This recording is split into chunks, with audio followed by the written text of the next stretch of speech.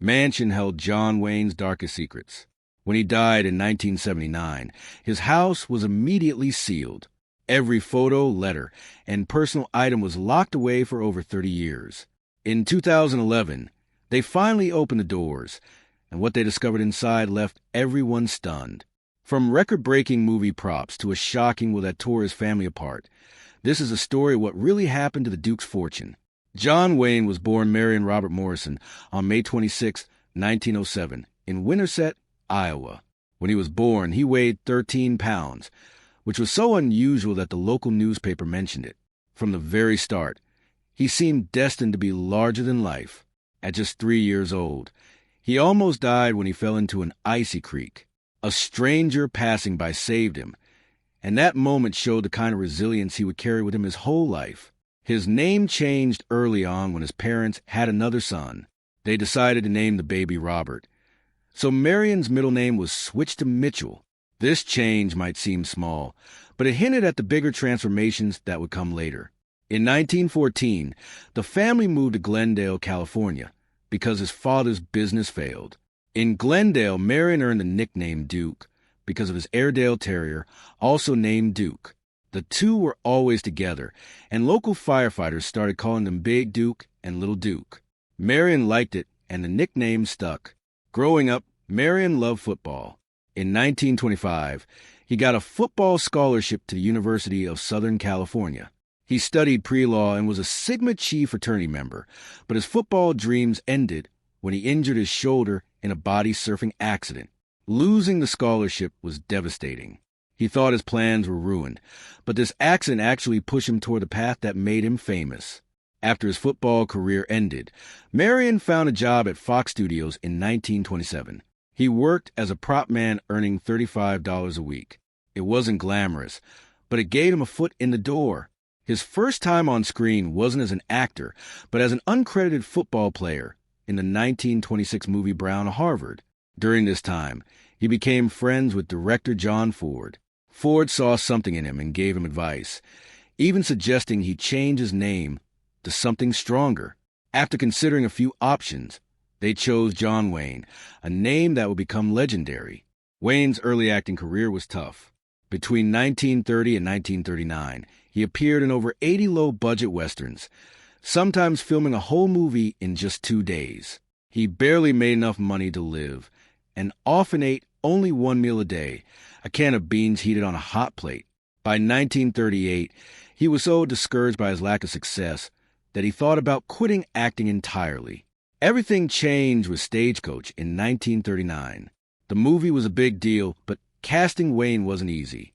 The studio wanted a well-known actor like Gary Cooper, but John Ford insisted on Wayne, even threatening to quit the project if they didn't agree. In the movie, Wayne played the Ringo Kid, an outlaw with a strong sense of justice.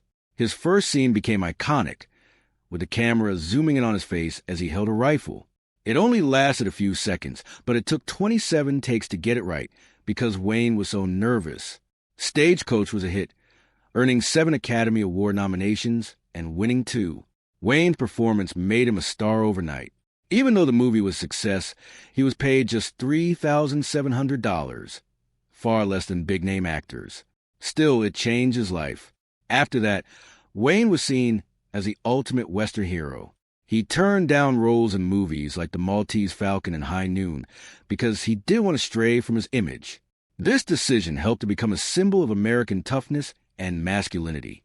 John Wayne and John Ford worked together for over 50 years and made 14 movies that changed Hollywood. Their partnership began in 1928 when Ford gave Wayne a tiny role as an extra in a movie called Mother McCree. But the real start of their success came in 1939 with Stagecoach. This movie turned Wayne into a star. The two had a complicated working relationship. Ford was tough on actors, and Wayne often got the worst of it. On the set of The Searchers in 1956, Ford made Wayne redo a simple scene, just picking up a gun, 17 times in front of everyone, embarrassing him. Wayne never complained, though. He believed Ford's harsh style helped him give his best performances. The Searchers wasn't even recognized by the Oscars when it came out, but today it's considered one of the greatest films ever made. Their last movie together, Donovan's Reef in 1963, almost didn't happen. Wayne wasn't sure he should take the role because he felt too old for it. Ford was also in poor health and battling alcoholism, but Wayne convinced him to direct. They shot the movie in Hawaii, where the heat was unbearable, sometimes reaching 100 degrees Fahrenheit. During filming, Ford got so sick with shingles that he had to direct some scenes lying on a stretcher. Despite these struggles, the movie was finished and did fairly well. Unlike their serious westerns, this movie was more of a comedy, showing they could work in different styles even at the end of their careers. Wayne's first Oscar nomination came from Sands of Iwo Jima in 1949. He played Sergeant John Stryker, a tough Marine.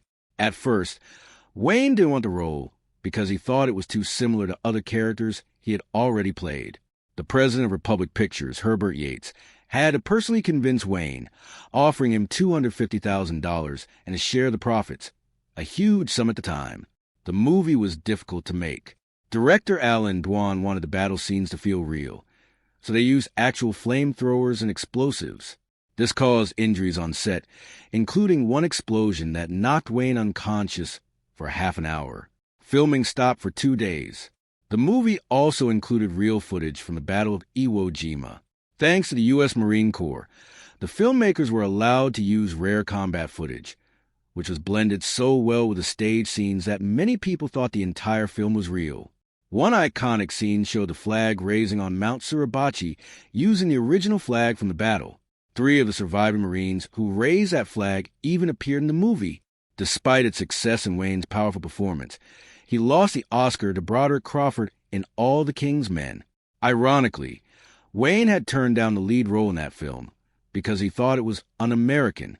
The loss upset him, and it would be 11 more years before he was nominated again.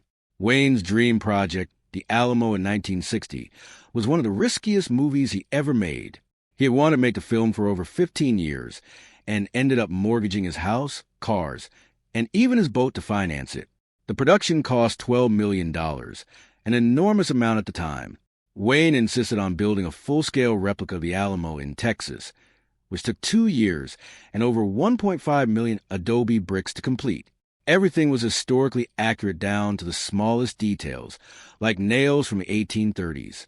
The set became a tourist attraction and stayed open until 2009.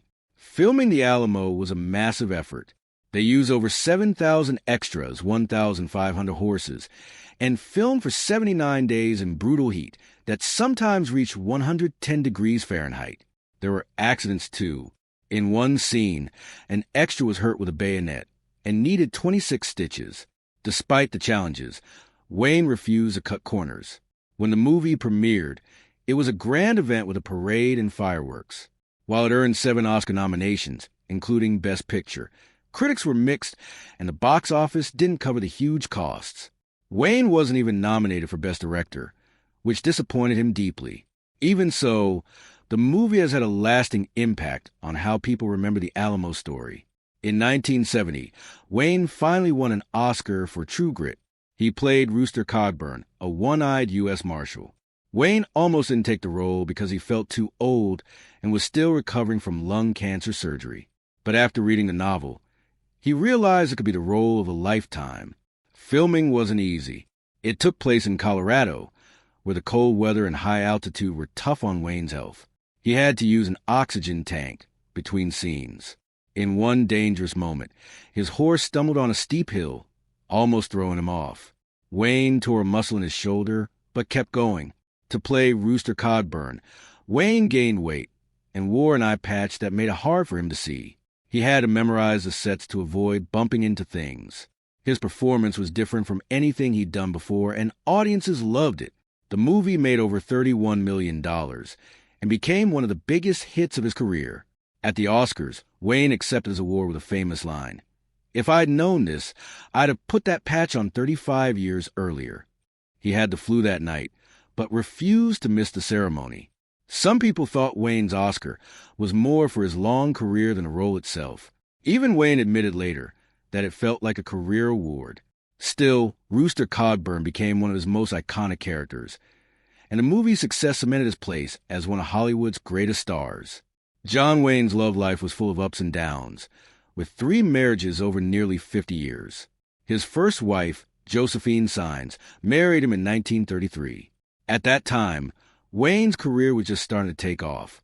They had 4 kids together, but Wayne's rising fame kept him away from home a lot. Things got even worse when he started a secret affair with actress Marlene Dietrich in 1938. Wayne tried to fix his marriage, even taking Josephine to Mexico in 1943 to spend time together, but it didn't work. They ended up divorcing in 1945.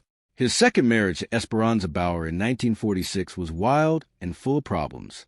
Esperanza, a former actress from Mexico, was very jealous. She thought Wayne was having an affair with his co-star Gail Russell while filming Angel and the Bad Man in 1947. Her jealousy reached a breaking point one night when Wayne came home late after a party.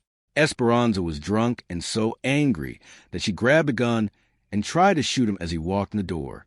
Luckily, no one was hurt, but their marriage didn't survive long after that. They divorced in 1954. Wayne's third marriage to Pilar Pallit started in 1954. They stayed married until his death in 1979.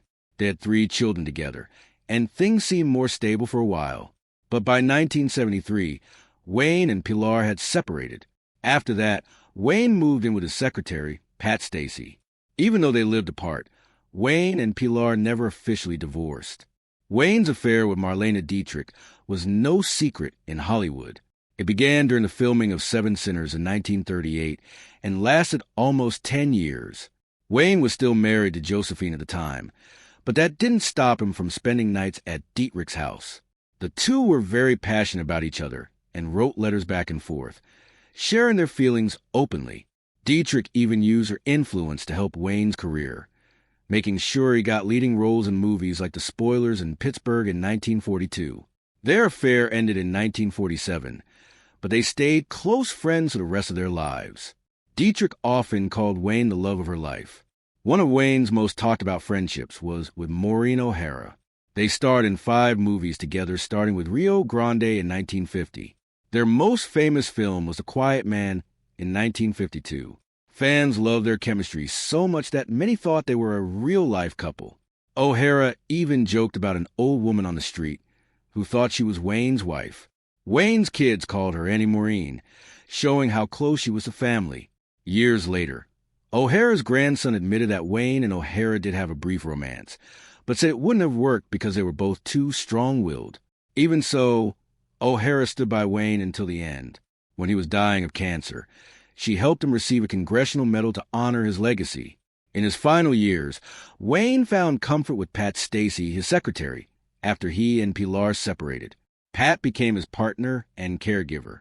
She was 34 years younger than Wayne, but they shared a deep connection. Pat stayed by his side during his cancer treatments, managing his life and making sure he had support. They lived together from 1973 until Wayne's death in 1979. After he passed away, Pat wrote a book called Duke, a love story in 1983. The book shared details about their time together and showed a softer, more vulnerable side of Wayne that fans rarely saw. Pat never married and spent her life keeping Wayne's memory alive. She passed away in 1995. In 1964, when John Wayne was 57, doctors told him he had lung cancer. This was shocking but not surprising. Wayne had smoked heavily for years, up to 6 packs of cigarettes every day. Doctors removed his left lung and 2 ribs to save his life. The surgery was risky, with only a 50% chance of survival, but Wayne made it through and lived cancer-free for 5 years. Most people would have kept the illness private, but Wayne chose to tell the world. His advisors warned him it could hurt his career, but he didn't care. He wanted to encourage others to get checked for cancer.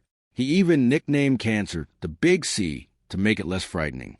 In 1965, a year after his surgery, he appeared in a TV commercial for the American Cancer Society, urging people to support cancer research. But cancer wasn't done with him. In 1979, Wayne found out he had stomach cancer. He tried an experimental vaccine, but it wasn't enough. Even as his health declined, he continued speaking out from his hospital bed, recording messages asking for more funding for cancer research. Just weeks before he died, he said, "They might find a cure for cancer without your help, but I wouldn't bet my life on it." His last movie was a shootist in 1976. It was about an aging gunfighter dying of cancer, and it felt very close to Wayne's real life. He was 68 when he filmed it, and his health was poor. He often needed oxygen between scenes, but insisted on doing his own stunts. In one scene, he fell onto a hard floor multiple times and never complained. The movie was a success and was seen as a farewell from Wayne. He even changed the ending to fit his strong image, refusing a scene where his character was shot in the back, saying, "I've never shot a man in the back in any movie, change it." The film made $13.4 million and gave Wayne a chance to say goodbye in a role that mirrored his own courage. John Wayne died on June 11, 1979, at the age of 72 at UCLA Medical Center after battling stomach cancer for months. His death was a huge moment for Hollywood. President Jimmy Carter called him bigger than life and a true American hero. Thousands of fans gathered outside the hospital in his home to leave flowers, notes, and cowboy hats. His star on the Hollywood Walk of Fame became a place of remembrance. His funeral was private, but a public memorial was later held and broadcast on TV, watched by millions. The U.S. Naval Academy made him an honorary member of the class of 1979, even though he never served in the military. After his death, Orange County Airport was renamed John Wayne Airport, showing how much he meant to people. In 1985, Wayne's family created the John Wayne Cancer Foundation to honor his memory and continue his fight against cancer. The foundation helped start the John Wayne Cancer Institute, which became a leader in cancer research and helped develop early detection methods that have saved many lives. At the time of his death, John Wayne's estate was worth $6.85 million in 1979, about $25 million today. For someone as famous and successful as him, this was surprisingly small. People expected his fortune to be much bigger, since he was one of the highest-paid actors of his time. This suggests he may have spent generously during his life, or not all his assets were included in the estate. For example, he sold his yacht Wild Goose for $750,000 shortly before he died. The yacht, once a World War II minesweeper, had been a major part of his life. Wayne also loved real estate. His Newport Beach home was one of his most famous properties. He bought it in 1965 and lived there until his death in 1979.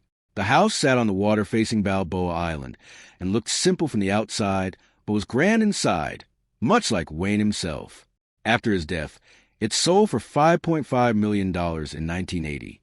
Before that, he had owned a 5-acre ranch in Encino, which he left for a quieter life by the water, along with properties in Arizona and Washington. He once joked that moving to Newport Beach earlier had been smart because by then, I sure as hell couldn't afford it. When his will was revealed, it caused drama. The biggest shock was that he left nothing to his third wife, Pilar, even though they had been married for over 20 years and had separated later. At the time of Wayne's separation, the details of his will became even more controversial because it highlighted how fractured his personal relationships had become. Family tensions rose as questions were raised about how his estate was divided and why certain members were excluded or minimized. Despite his public image as a steady, traditional figure, the reality behind the scenes showed long-standing emotional distance and complicated loyalties. Beyond the family drama, there was also ongoing debate about how Wayne managed his wealth during his lifetime. He had earned enormous sums as one of Hollywood's highest-paid actors, yet his final estate appeared relatively modest. Some of his assets had already been sold or distributed before his death, including major properties and personal possessions that never entered probate. His financial decisions reflected both a lifestyle of significant spending and a tendency toward generosity with those around him. Even after his passing, John Wayne's legacy continued to grow in unexpected ways. His films remained popular across generations, and his image became tightly linked with American Western mythology. Institutions, airports, and charitable organizations adopted his name, reinforcing the idea of him as a cultural symbol rather than just an actor. The John Wayne Cancer Foundation also expanded its efforts, ensuring that his personal battle with illness was transformed into long-term medical advocacy. In the end, John Wayne's story was not only about fame and film success, but also about contradictions between public image and private life, wealth and simplicity, strength and vulnerability. His final years and the revelations after his death only deepened public fascination with him, turning his life story into one of Hollywood's most enduring legends.